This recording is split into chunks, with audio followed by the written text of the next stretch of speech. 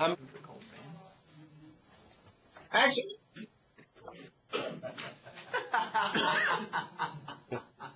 Okay.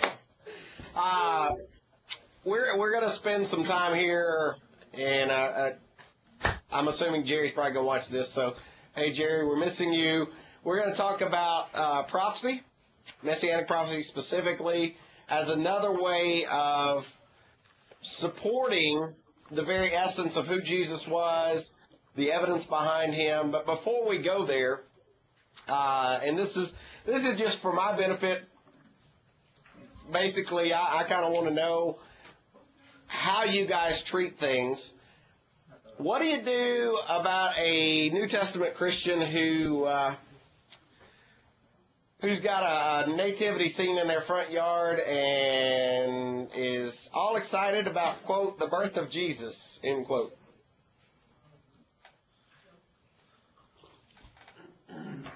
Wow, obviously I touched a topic that's controversial. Encourage them to keep the nativity scene up all year. There you go. Okay. Well, no, I mean, just if you're that excited about Jesus this time of year. Now, if you're a new Christian, it's there might be a lot of time involved in getting to right to teach them the truth on as far as Jesus' birth. If they're excited about Jesus' birth, I'm not going to have a problem with them doing that. If they're a new Christian, they don't understand. I mean, okay. I don't want to crush their relationship by saying, hey, do you realize what you're doing, blah, blah,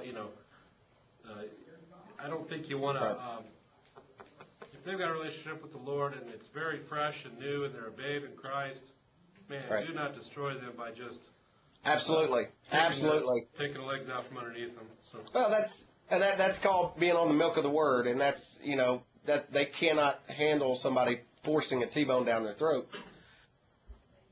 As preachers, what is your thoughts on somebody and I'll share with you up front where I am, just so you don't have to be timid and scared. I came out of a denomination, and in that denomination, they played up the birth of Jesus like it was like you can imagine. I'm now a New Testament Christian and believe we don't know precisely the date. I think if you really look at the scientific side of when shepherds would have been out there, when some of these things were happening, probably closer to April, especially given the census and things like that. I don't think we're not told to observe his birth like we are commanded to take of the Lord's Supper every first day of the week. So I'm not one of these people that feels like during December we ought to be focusing all of our attention on the manger.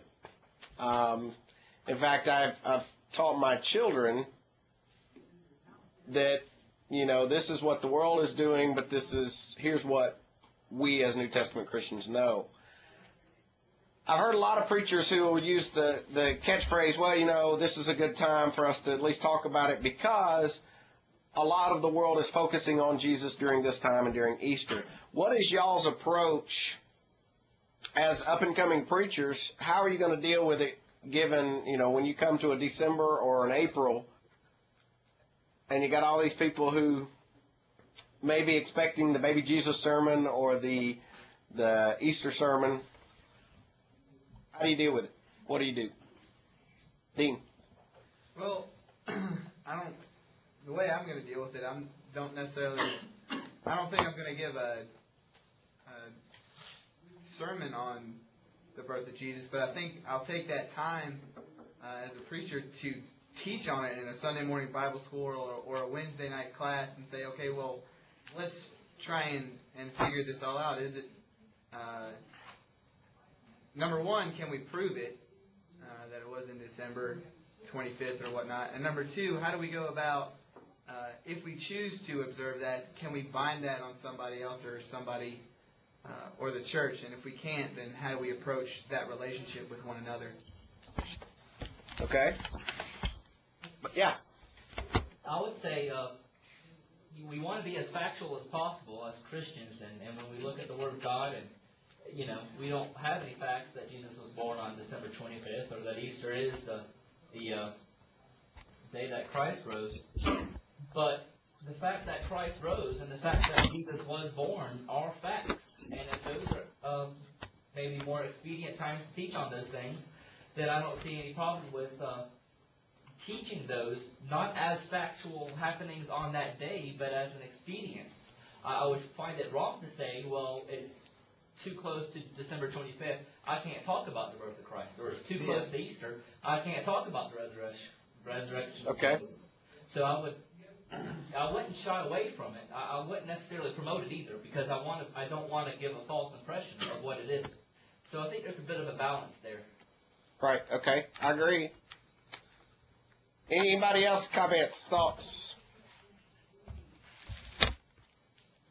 Don, how do you handle it with your family personally? Well, I'll just give you a little insight around our house. We decorate. We'll put up a tree. Yep. As far as early on in my walk with Christ, very early, we would put up the nativity around this time of year. And right. As I matured, my understanding, some would differ than if I'm maturing or not, but especially around my house. But no, but as I grew in Christ, I have an understanding of that. Then we actually have Laura has collected over the years little precious moments figurines, and some of her collection includes the nativity scene. But that stays up all year long, along with everything else. That's just something that's, well, we call it nativity, but the little figurines right. that come with it. But right. we don't go out of our way to teach the birth of Christ this time of year. And the children know as they mature in their Bible study and their studies around the house that this is not the time in which factually we don't believe that Christ was born this time of year. Now there are others that do celebrate that, but we're going to be loving and kind, and we think that's great that Jesus is celebrated. But just know that this isn't the actual time frame in which Jesus was born in the calendar year. Okay. John, anybody else want to, or Paul, anybody else want to comment? Eric? As someone who never celebrated Christmas or did anything, gave gifts, until about 2 years ago when I met my wife's family, it's not a big deal to me. So in our house, for our children, we've decided that there's going to be no people involved in our Christmas celebration as far as Santa or even trying to recognize the time that Christ was born. It's just a time for the family to be together, and it's more like Thanksgiving, just being thankful for what we have. Yeah, that's my wife and I approach Christmas as a secular holiday, just like Thanksgiving. Thanksgiving is a secular holiday. Now, it is about giving thanks to God. I think we shouldn't forget who the thanks should be given to, but ultimately it's a holiday that's kind of been set forth by our nation as a time to do certain things, i.e. turkey, pumpkin pie, etc. Well, we approach Christmas at our house with a similar kind of approach. This is a secular holiday where we can put up a tree and we can give each other gifts, yada, yada, yada, but it doesn't have anything to do with religion per se. And so I did want your 2 cents, just because this is something that you'll come across. I think I've already told you guys, I get very frustrated because a lot of the curriculum that our kids are using from Gospel Advocate or 21st Century is bought by denominations. And so at this time of year, all of the kids are learning about baby Jesus in the manger, which I don't have a problem with that, except I think it's sending a mixed message to our kids. You got parents like me who are saying, hey, this isn't the time of baby Jesus' birth. We don't really know when it is. We're commanded to observe the Lord's Supper, not necessarily to have a special day about his birth, blah, blah, blah, blah, blah. But then they go and they read this in the month of December, and it's almost like it's kind of reinstilling what society's wanting them to get. You will run across it. I would urge each one of you to already kind of have in mind a plan of how am I going to deal with this when I'm at a congregation and it's December the 19th or April the 15th, and I know that I'm going to have a few extra visitors, some of which are going to be family members, some of which are going to be people who've never entered the church building except at Christmas and Easter, the CEOs as we call them, Christmas, Easter only. How am I going to use that information to make the best bang for the buck? So, yeah, Dean? Wouldn't you think that because... Hold on. While you're talking, I'm going to load up my PowerPoint because since you're talking, it'll catch you and it'll pull it over. So I'm listening. You just go ahead. All right. I guess a point that I would make that because there are those recognized holidays that the secular world, takes consideration to, when that person comes in, December the 19th, or when that person comes in during the time of Easter, that'd be an even better time to talk about, the power of the resurrection and stuff like that. Granted, during Easter, you're not trying to label that as the day, but specifically with regards to Christmas, everybody's recognizing his birth. Why not take that time to recognize his resurrection? Very good point. I know of people who purposefully teach the opposite. Yeah. They'll have a, quote, Christmas sermon at Easter time and a Easter sermon at Christmas time. Yeah, I think there's something to be said, though, for people who, somebody used the word balance, and I like that. It's to take a balanced approach of saying, hey, look, here's what we do know, here's what we don't know. But more importantly, trying to get those individuals who are only there at certain times to realize the importance of who this man was and what his message is. In the grand scheme of things, learning about his birth is not nearly important as learning about the fact that he is the only way and that he is the sacrifice that blood and bulls could not be. So, hopefully on the screen you guys are seeing a slide that says prophecy regarding Jesus Christ, fact or fiction. Is that correct? Yes. All right.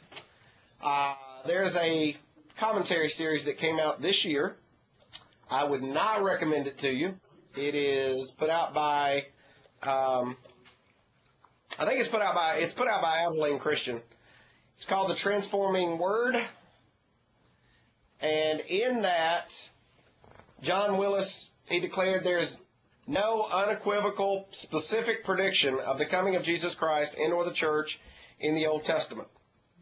Goodness. He said New Testament speakers reinterpreted or reapplied Old Testament texts to Christ and or the church.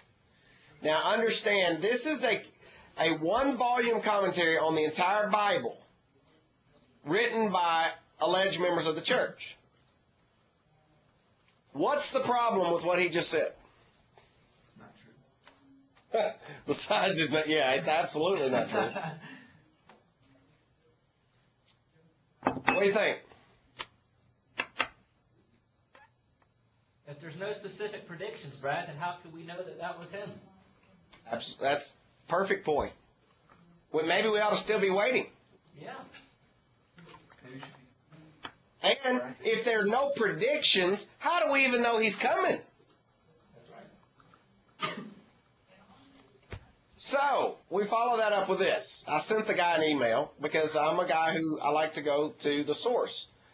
Guys, before you ever accept, secondhand information, or before you just blindly take somebody out of context, give them the courtesy of actually going to them and saying, is this really what you meant?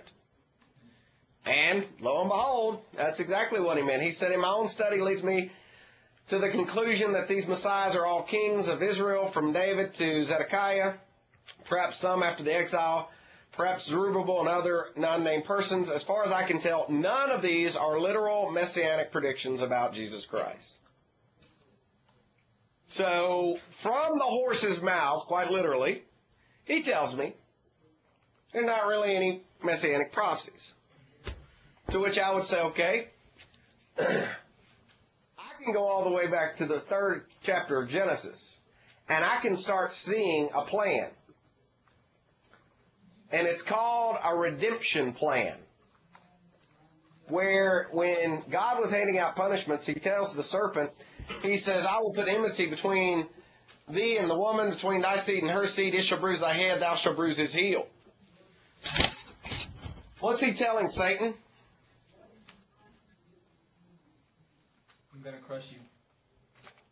Jesus Christ, you may bruise the heel of Jesus Christ, but ultimately he's going to crush your head in victory. And he did at Calvary. Guys, if there are no predictive prophecies, then basically the entire scheme of redemption is no good in the Bible. The way that I tell people to approach the Bible is the first 2 chapters, you've got man in basically a covenant relationship with God. The rest of the Bible is trying to teach you how to get back into that relationship. Because in Genesis chapter 3, that relationship is severed. We just talked about Genesis chapter 49, verse 10. Another prophecy. So, let's look for just a minute at my little history chart here. This is just a basic schematic that I threw together just to kind of get across what's going on. If you look here, you've got Abraham, and there's a promise made to him. You've got Joseph. You've got the line of Judah coming off. According to the Bible, the Savior is going to come through the lineage of Judah. But this guy would say that prophecy, that all that wasn't really related to that. So when you look at this grand scheme, he's basically saying you can go from Adam all the way into the promised land without there being any foretelling of a coming Christ. Now, guys, think about that for just a moment. What that would mean to all of these people that we're looking at here. They apparently had no idea, according to this guy, that God was in control, he had a plan, and that, oh yeah, by the way, that plan is going to be coming through his son. Is anybody really willing to say that Moses did not comprehend a bigger picture? Now, I'm not saying Moses knew every detail. But did Moses have an idea that God was in control and that God was going to take care of everything? Absolutely he did.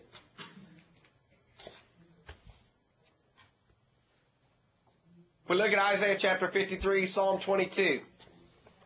If you had never read those 2 chapters, that's your homework. Because, guys, there are some details in those 2 chapters about the death of Christ that were told centuries before. So let's look at a few of these. Bearing in mind the whole time that we look at some of this, that we've got members of the church who are saying, there's not really any prophecies in the Old Testament. Isaiah 53 verse 5 says, he was wounded for our transgressions. Is that true? Oh, yeah.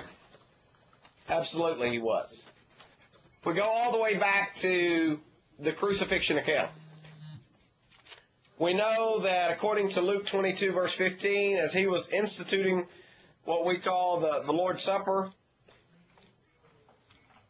he was already thinking about his upcoming suffering.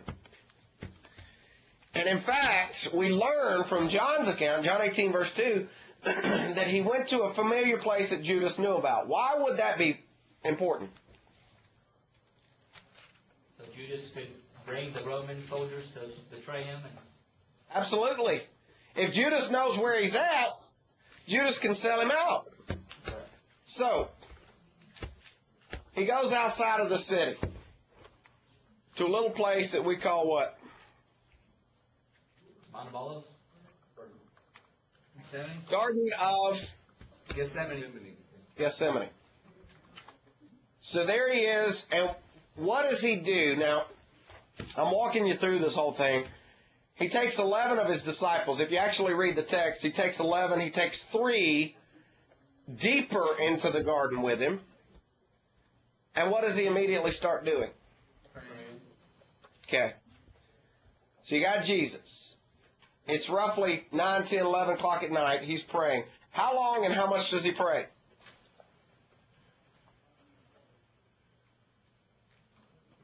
Come on, guys. Y'all know this. He goes away for an hour at a time. He comes back. He finds his disciples doing what?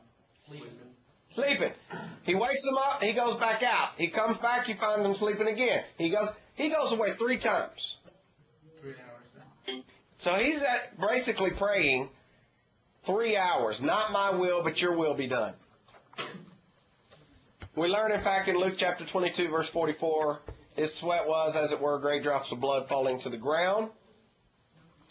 You guys probably have heard about the medical condition called hematidrosis, which is where the capillaries will rupture under great conditions of stress.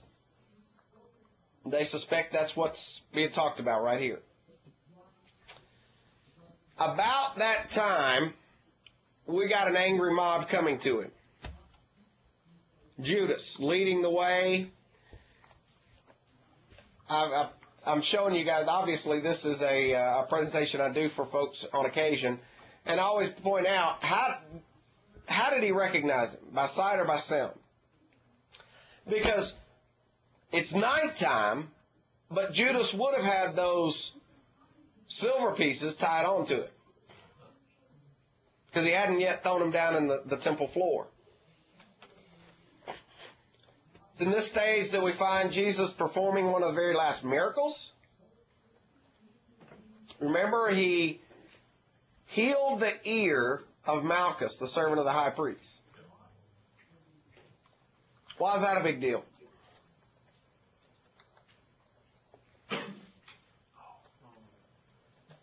He's a servant of the high priest, guys.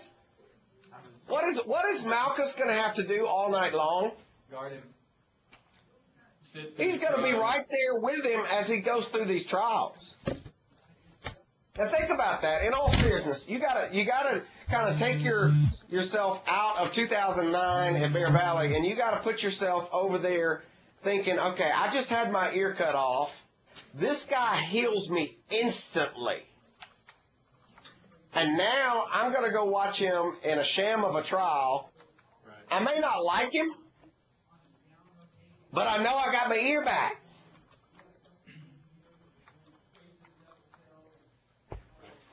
I would throw out to you, by the way, is 1984 before surgeons successfully reattached an ear. The reason being the veins in the ear are so small, very, very hard to reconnect. 1984, a surgeon got smart and he used leeches to help pull the blood through. That was the first time that American surgeons successfully reattached an ear. Oh. Luke 22, verses 63, 64, men that held Jesus mocked him. They smote him. When they had blindfolded him, they struck him in the face and asked him, saying, prophecy, who is it that smote thee? Now, look at that verse, and let's go back. Isaiah 53, verse 5. He was wounded for our transgressions. Does that sound like he was wounded? And we're not done yet. Obviously, as you follow the crucifixion of Christ, we've only started the physical insults. Isaiah 53, verse 7. He was oppressed, and he was afflicted, yet he opened not his mouth. He was brought as a lamb to the slaughter, as a sheep before shearers is dumb, so he opened not his mouth. Okay, so we continue that night. We go from the Garden of Gethsemane back into the city walls of Jerusalem. And we know, according to John chapter 18, verses 13 and 14, we can kind of put together a chronology of who all he saw that night. We know, for instance, one of the first people he saw was Ananias. Ananias was the father-in-law of Caiaphas. Ananias was the man who was in charge of the tables at the temple. Why would that be a big deal? Because Jesus Christ had flipped him a few days earlier. Do you think this guy wants a piece of him?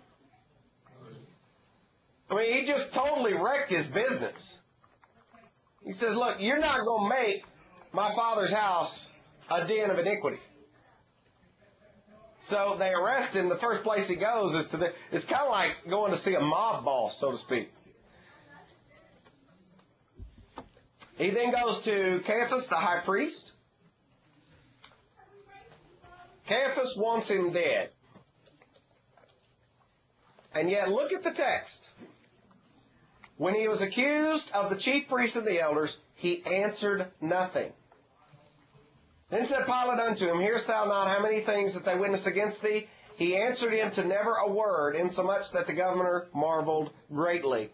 I'm going to reread it to you. Isaiah 53, verse 7. He was oppressed, he was afflicted, yet he opened not his mouth. He is brought as a lamb to the slaughter, and a sheep before his shears is dumb.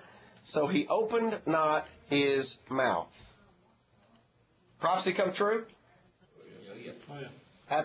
Absolutely. Next one, Isaiah 53, verse 5. But he was wounded for our transgressions, he was bruised for our iniquities. With the chastisement of peace upon him, and with his stripes we are healed. Let's go back for just a minute.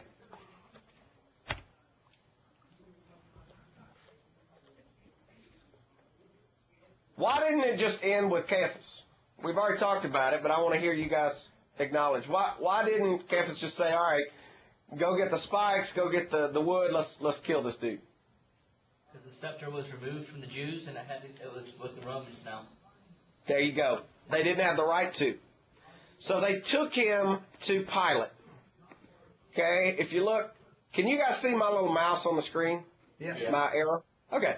So Pilate's area, it's not really shown up well on this particular thing, but it's going to be in this region where the arrow is. So they march him from Caiaphas' residence here all the way over here. Pilate basically didn't want to have anything to do with him. He finds out that he's a Galilean. So who does he ship him off to?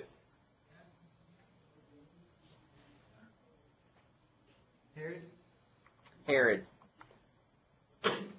You see where it says Herod's palace? Herod was in town. You got holidays and things going on. Herod's there.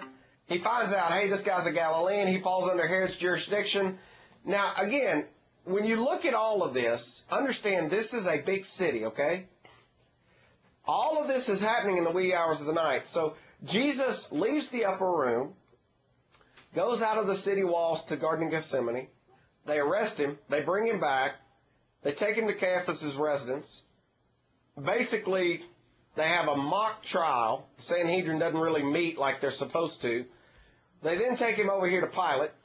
Pilate says, I don't find anything wrong with him. Hey, you're Galilean. We'll take you over here to Herod. What did Herod really want to see? Miracle. He wanted to see a miracle. But he didn't get to see one. Hey, Brad? Yeah. Is this the same Herod that put John to death? This is the same Herod, that beheaded John, yes. Herod Antipas. Versus Herod the Great, which did what?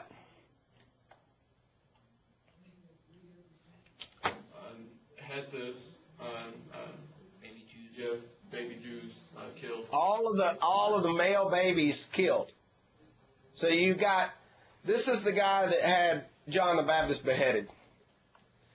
So he leaves Herod. Herod's hacked off because he won't say anything or do a miracle. He goes back to Pilate.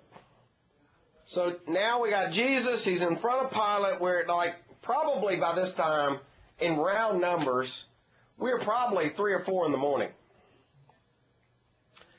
The situation is intensifying.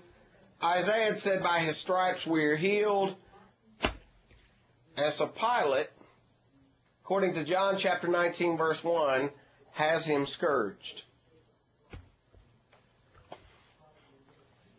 Scourging, Roman legal preliminary for every Roman execution. They knew that without it, these guys would stay alive on the cross. You got to understand, too, Romans had basically mastered the art of torture. And part of that, mastering that, it gave a fear that allowed the Romans to control people. Because, I mean, think about it. You guys have heard about Nero putting Christians on crosses or on long poles and lighting them up in his gardens. Hopefully you've heard about that. He burned Christians to light up his gardens when he'd have parties.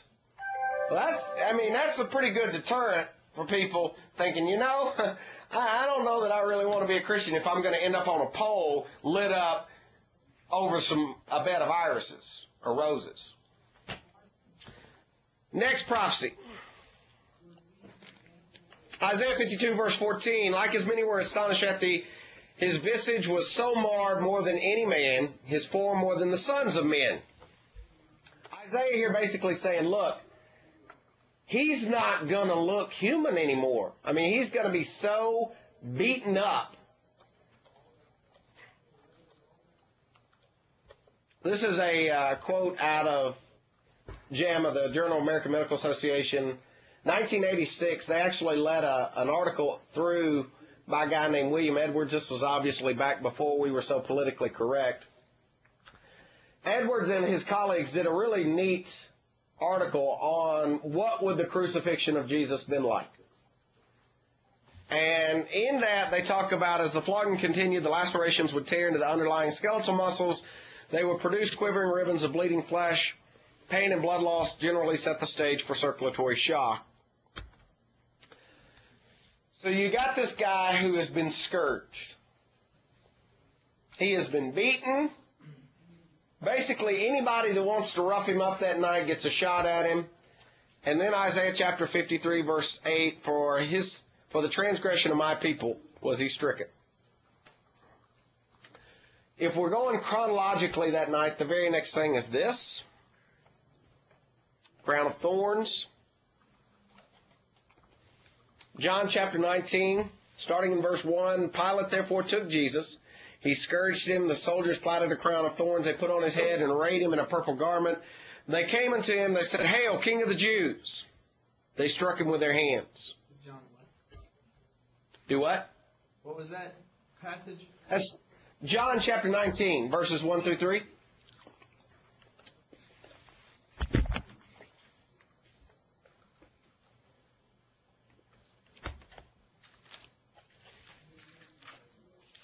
So, I just throw this out there. I don't know if you guys have studied this much at all. Thorns used to form this special crown were more than a few briars. Botanists familiar with the foliage of the Middle East have suggested that the thorns could have come from the lote tree, and that probably rather than being this Hollywood wreath, open-like crown, it was probably more like a helmet. In fact, it would have been more easier to cut off a bush and use it as a helmet of thorns. So then they march him up here, Golgotha. So again, if we're keeping track, you've got, let me get back over here. You got him in front of Pilate. There's two places that we kind of are given as possibilities for where he was crucified. This is a site that is possible, although I really think this area right here, the traditional area, is a whole lot more likely. We know, obviously, that he was tied up to a wooden cross beam and sent up a dusty road. We don't know how far he made it, because a guy named what had to carry his cross the rest of the way? Simon. Now think about this for just a minute. They would normally tie these guys to a post and they'd march him out of town. It was basically a parade. It was a reminder to the other citizens, don't you do what he did. They put him on display. Now, if you're tied off to this wooden post and you start to fall down, what happens? You'll get some splinters. It'll dig in your skin. It'll crush you. Can you break your fall? No. Break your neck. No. I mean, think about it, guys. The text does say that he couldn't bear it, that Simon had to carry the cross the rest of his way. Now, I can't tell you that Jesus Christ hit the dirt under this weight, wasn't able to brace himself, but I can tell you that, the evidence is pretty strong that more than likely this guy was walking down a thing. He is already so beaten. He goes to falling. There's no way for him to stop himself. In fact, there's been a lot of studies done that show that they would have had very, very bruised chest and even bruised internal organs from basically falling face first and not being able to really stop themselves. Prophecy number next. Psalm 22, verse 16. So we're leaving Isaiah. Now we're moving into Psalm 22. The inspired psalmist said, "For dogs have encompassed me, a company of evildoers has enclosed me. They pierced my hands and my feet." So again, let's go back to our little picture. They march him, and again, we don't know precisely, and in all matters, it doesn't really matter. But they march him outside of the city walls to Golgotha, to a place on a high point where everybody can see him. Somebody tell me the first thing they did when they get up there.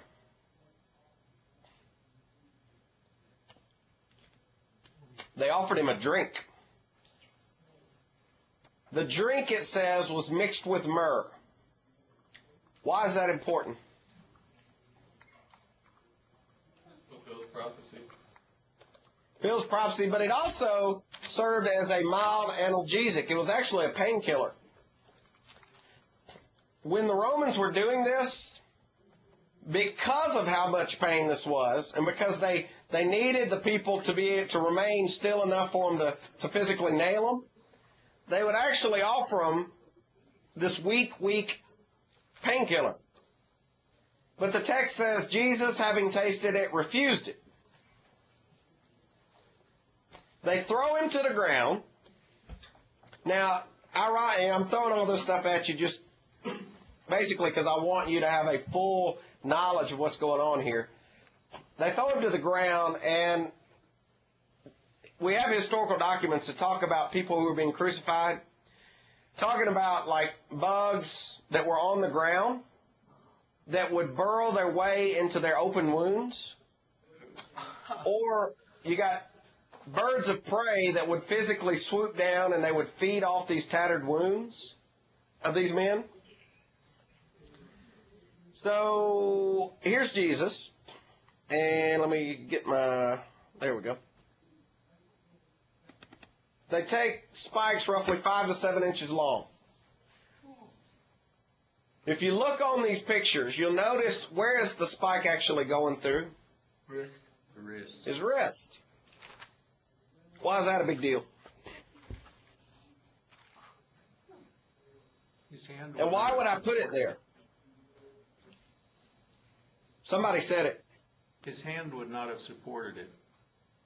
His hand wouldn't support the weight. It would have literally ripped out the lumbrical muscles, and you would have just basically fallen from the weight. There is a band, really, I'm going to point it out. Let me get my pointer here. There we go. If you look right here, there's a very tight band. It's called the flexor retinaculum.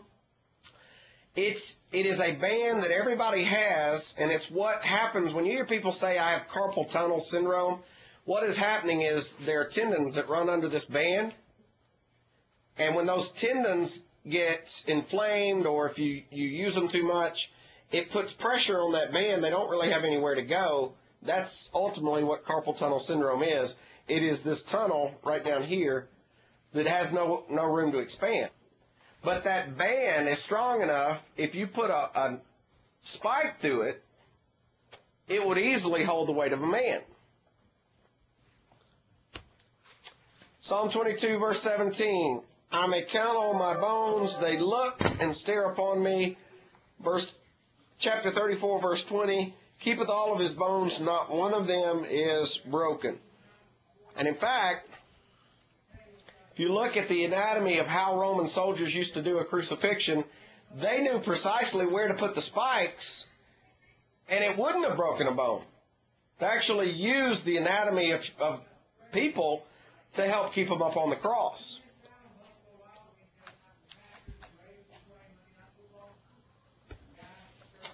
Psalm 22, verse 18. They look and they stare upon me. They part my garments among them, and upon my vestures do they cast lots. Somebody read me Matthew 27, verse 35. And when they had crucified him, they divided up his garments among themselves by casting lots. Does that sound like a messianic prophecy to you? Same thing, Mark chapter 15, verse 24. Psalm 22, verse 18. It says, my strength is dried up like a potsherd. My tongue cleaveth to my jaws, and thou hast brought me into the dust of death. John chapter 19, verse 28. After this, Jesus, knowing that all things were now accomplished, that the scripture might be fulfilled, saying, I thirst. Now, this is the second time he's offered a drink. Somebody tell me what they did the second time. He's up on the cross now. They put some bitter wine or something like that. Sour. Okay? Bitter wine. Basically, we would probably call it vinegar, but yeah. What did they use as a delivery mechanism? Sponge. Hyssop plant. Some of the texts have put sponge, the actual translation is a hyssop, which at the end of it soaks up like a sponge. Why do I point that out? If you go back and you look at the Exodus, do you remember what plant or what they were to use to wipe blood around their doorways? It was a hyssop plant. Remember, they were to mark their doorways so that the angel of death would not kill them, their firstborn. And ironically, you've got the picture of them holding up this hyssop plant, marking their doorways so that their firstborn won't be killed. And now, here we are thousands of years later, you've got a hyssop plant that's pointing up to Jesus Christ, the Savior of all mankind. Hey, Brad. Hey, What psalm was that before? that was Psalm 22, verse 18. Okay. Okay? All right. I'm not even going to cover this. This is just talking about his respiration. He would have had trouble breathing on the cross. Hey, Brad. Hey, I don't think the correlating passage, John 19, is correct with Psalm 22:18. Because it says here in Psalm 22:18, it says they divided my garments among them and cast lots. hold on just a second.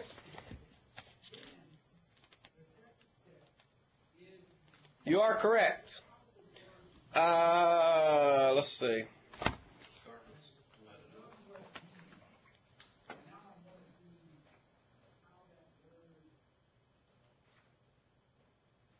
$22.15. There you go. That's what I was about to say. Let me just go and fix that real quick.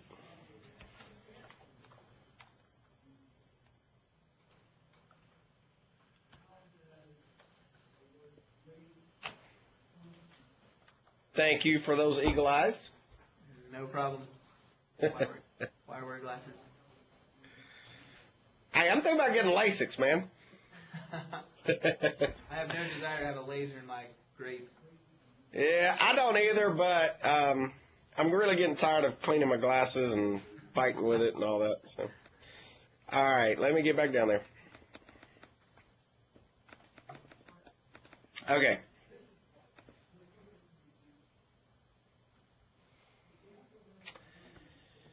Psalm 22, verse 1. My God, why hast thou forsaken me? What is that straight from, literally?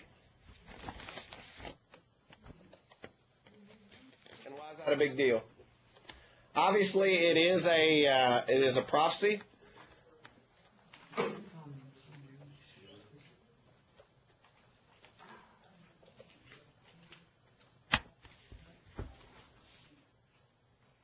That is straight from Psalm 22:1, guys. And let me ask you, as you're thinking about this, are you of the opinion that Jesus Christ simply said those words to fulfill the prophecy? Or do you think he was literally in agony going, my God, why have you forsaken me? What do you think? Literal agony. I think so too. I know there's people on both sides of the camp. There's some people that would say, no, he could never get upset or he's not going to scream that out to God. Guys, you got to realize at that point in history, the sins of mankind, yes, he was in physical pain, but the sins of mankind were on his back. Now, let's look. If that wasn't due to agony and a high level of stress, then why would his sweat have been as drops of blood? Exactly. If he is just going through the motions to fulfill prophecy, why is that a big deal? The answer is guys, he wasn't just going through the motions. This wasn't a walk to the garden and a walk to the cross. Okay, these are additional messianic prophecies that I at least wanted to point out and want you to be aware of, just because I think in our discussion today about proving who Jesus Christ is, proving the fact he walked the earth, proving the fact that he was Lord, that he got out of the tomb, I think this is ammunition that we can use in our fight of who he was, that he was who he said he was. Genesis chapter 22, verse 18 tells us he's going to descend from Abraham. And in Luke chapter 3, verse 34, that's precisely what we discover. In fact, if you look at Luke chapter 3 for just a minute. Luke chapter 3, verse 34. The son of Jacob, the son of Isaac, the son of Abraham. Luke chapter 3 is the genealogy basically from Christ. It's through Mary's lineage, but it starts all the way with Jesus and goes all the way back to Adam. Now, I would point out to you guys, I don't think it is a mistake that we have all of these genealogies in the Bible. I don't think there are mistakes in the Bible. I use it in some of my other classes, and we'll talk about this later on, as a way to help date the age of the earth. But I wanted you to at least see today the fact that, hey, this is in there. Genesis 49, verse 10, that it's going to be through the tribe of Judah. 2 Samuel chapter 7, verse 12 tells us he's coming through the family of David. Isaiah 7, verse 14, through Virgin Mary. Why is that important?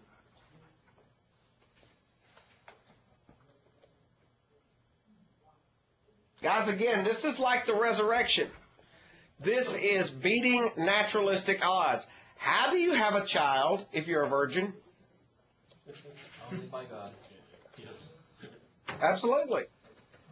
So, this is not one of those things that we need to hide from. This is one of those things we need to point to and say, look, this is phenomenal. This doesn't happen. It's never happened since then, and never happened before that. Micah chapter 5, verse 2. He would be born of Bethlehem. And notice this. Palestine actually contained two Bethlehems. One in the north, one in the south. The prophecy was that he would be born in Bethlehem of Ephrathah, which we know commonly as Bethlehem of Judah or Judea. They even got that right. Not just, hey, he's going to be born in Bethlehem. He's going to be born in the right Bethlehem. Daniel chapter 2, verse 44, he's going to be born during the Roman Empire. He's going to be born while Judah still had a king, according to Genesis 49, verse 10. Psalm 41, verse 9, he's going to be betrayed by a friend. Zechariah 11, verse 12, he's going to be betrayed for not 29 pieces, not 32 pieces, not 12 pieces, but 30 pieces, which is exactly what the priest offered Judas. Isaiah 50, verse 6, he'd be spit on, and he would be beaten. Psalm 22, verse 16, we've talked about that his hands and his feet would be pierced. Psalm 16, verse 10, his body would not decay.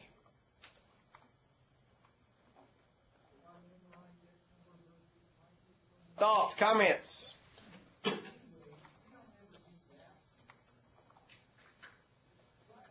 Have you guys, in your studies thus far, have you done a complete study on Messianic prophecies? No, not a complete one. Not a complete one. That's probably pretty thorough. But We have looked. yes, we know of them. Okay. Well, let me just point out, this is just a few of them. In the book, on pages 157, 158, I did list some of the prophecies, strictly some of the Messianic prophecies. So you guys have got these as a list. But understand, this is just a small portion of it. It really frustrates me as a Christian and as a writer when somebody produces a one-volume commentary on the Bible for them to say, hey, there's no Messianic prophecies out there. Right. And, we just spent basically the last hour doing nothing but looking at them. I'm pulling out my PowerPoint so you guys can actually see me. Other thoughts, comments? I have a question, Brett. Sure. A lot of those prophecies are double fulfillments, so you can see Yes. how they were fulfilled then. How would this guy who wrote that commentary look at the promise that God made to Abraham when he said, through your seed, all nations will be blessed? There's no other way that could be fulfilled. Absolutely. He would simply say that he was talking about a multiplication of people, and a nation as in a group of people that would grow up big. So did the Jews come from Abraham's seed? Yes. That's all he would say. But guys, the promise was a lot bigger than that. I mean, through your seed, the people will be saved. In fact, somebody correct me if I'm wrong. Did he not say, and I'm paraphrasing in Brad language, so bear with me, but did he not make the prophecy that through your seed, both, and I know these words weren't around then, but both Jews and Gentiles will have a means for salvation? Well, he said all nations, that's plural. If he was going to talk about the Jews, he'd just say your nation. Nations is plural for everybody. I think there's also another scripture where he basically lands a plane and says, look, your guy is going to be the one that all these people have access to that fix the problem. Hey, Brad, I found a... Jeremiah 31:31 might do that. What? Wouldn't Jeremiah 31:31 do that? That's what he's talking about for Jews and Gentiles. Hey, Brad, what about Jeremiah 31:31? All right, let me look there. I'm just taking a stab at it.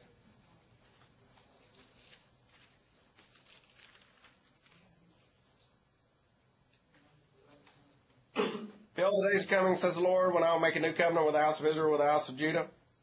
Not according to the covenant that I made with the fathers that day. My covenant with...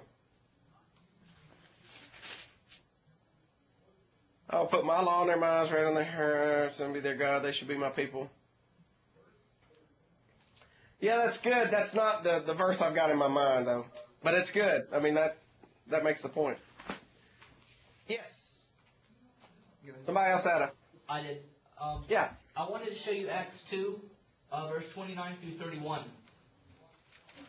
You wanted to show that to me? I've read that before. I'm sure you've seen it. But in regards to this guy who wrote that book, Yes. I think it completely, specifically, ungetaroundable, debunks this guy's idea that there's no prophecy, because this explicitly says that there was so.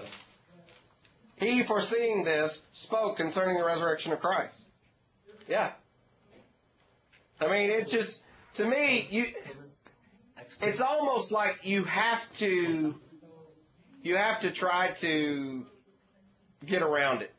You know, it's like you have to have a agenda in order to disregard some of this stuff.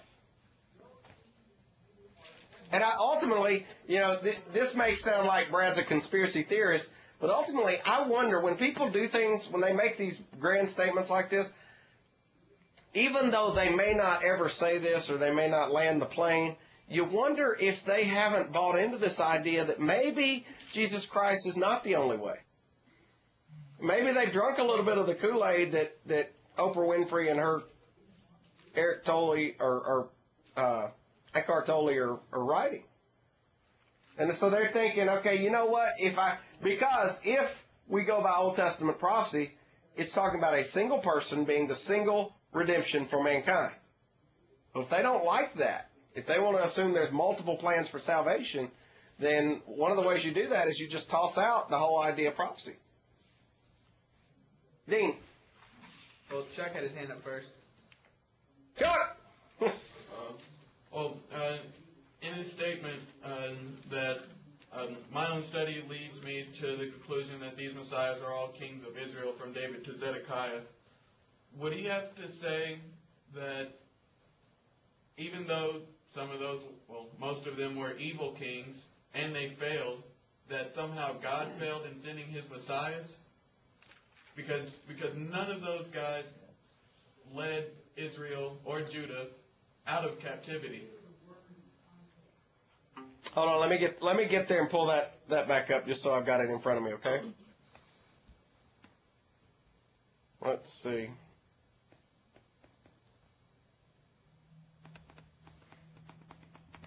All right, so you said what? Say it again. He said that the messiahs were all the kings of Israel from David to Zedekiah. Right. And since, you have the split. I see what you're saying. Yeah. Yeah. Because none of them ultimately succeeded. Yeah. That's a good point. Very good point. We'll go Dean, then John. What you should do, Brad, is email this guy and ask him which king was David talking about that was going to have his hands and feet pierced, since during David's time, crucifixion wasn't around until the Romans. That's a pretty good point. However, the Romans, believe it or not, the Romans did not come up with crucifixion. They perfected it. They didn't come up with it. To back up what you're saying, I think you are correct that crucifixion wasn't around then. But it would only probably be about 2 more centuries before it started coming in vogue in some other places. Well, wouldn't he still have to prove that a king got crucified? Yeah, I mean, in order to back up what he's saying, it's got to not only be around, he would have to be around in that region. Yeah. And that's total bogus. So that's a good point. John? In Luke chapter 2:25, you've got Simeon, who's a righteous, devout man, and he's looking for the consolation of Israel. And this is, Jesus has been born, it's on the 8th day.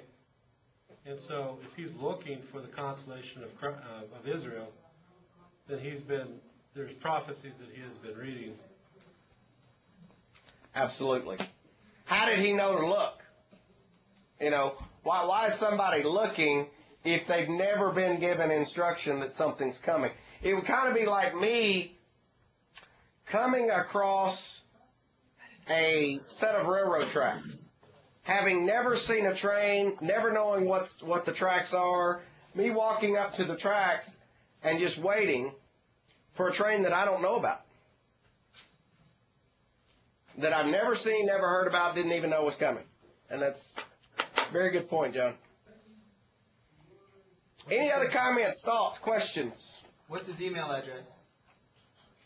What is his email address?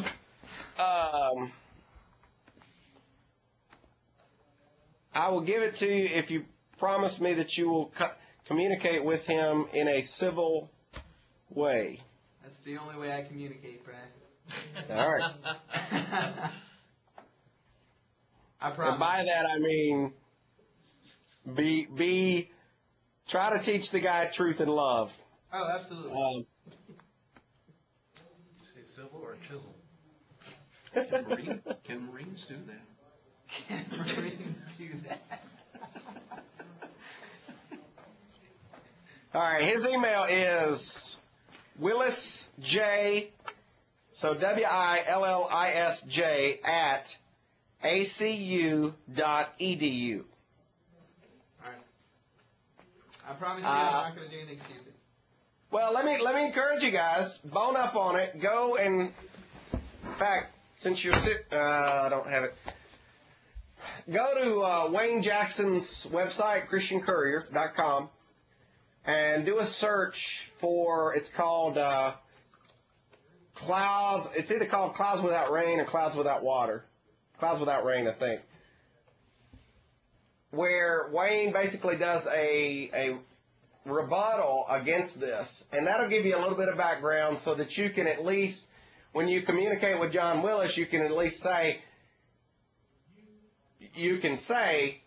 hey, you said these words in this commentary, because Wayne will give you quotes. And it's nice, if the guy is using words, let his own words trap him.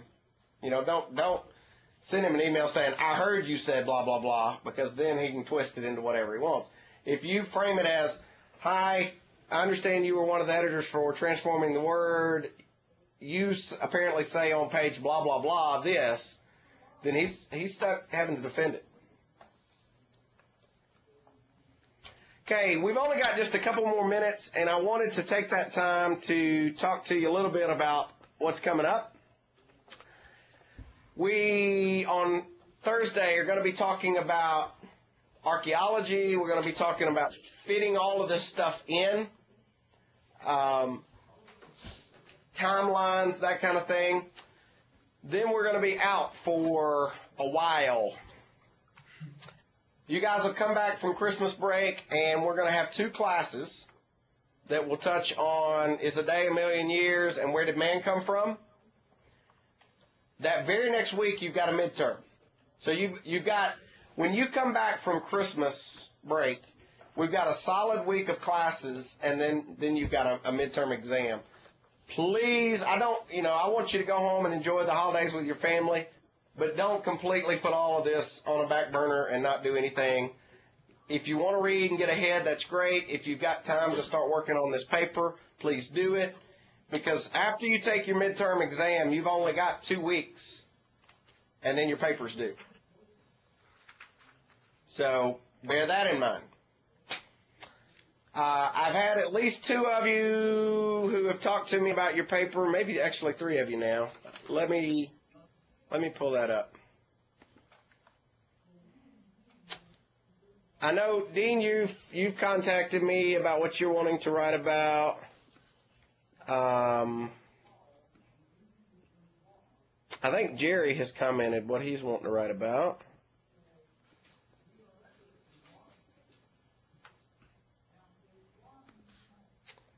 And it seems like somebody else. Who else in there? I sent you something yesterday. There it is. Yep. I sent you something over the weekend.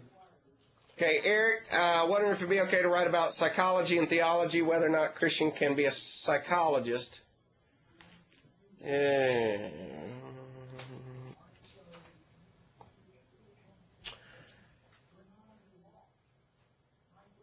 I'll let you do it.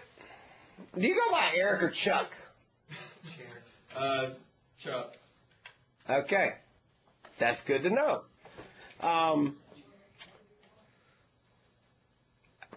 Chuck, I'll allow it. But I do want you to try to strengthen it with any kind of evidence stuff you can. I mean, you're going to need to throw in some good supporting stuff for whatever position you take. And I'm not going to tell you what my position is beforehand, so just understand I've got a position already. Somebody else said that they had turned in something. Who was that? Paul, you sent me a note back last night and said it was okay. Yes. I think yours was on abortion. Is that right? No, sir. No. Okay. Evil, pain, and suffering? Yes, sir. Okay. Somebody sent me one recently about abortion, I thought. Jerry. Probably Jerry. Jerry. Yeah, I think it was Jerry. Yeah, it was. All right. So I've got Jerry doing abortion. I've got Paul's. Let's see. Yeah. He's wanting to do one on basically the value of life.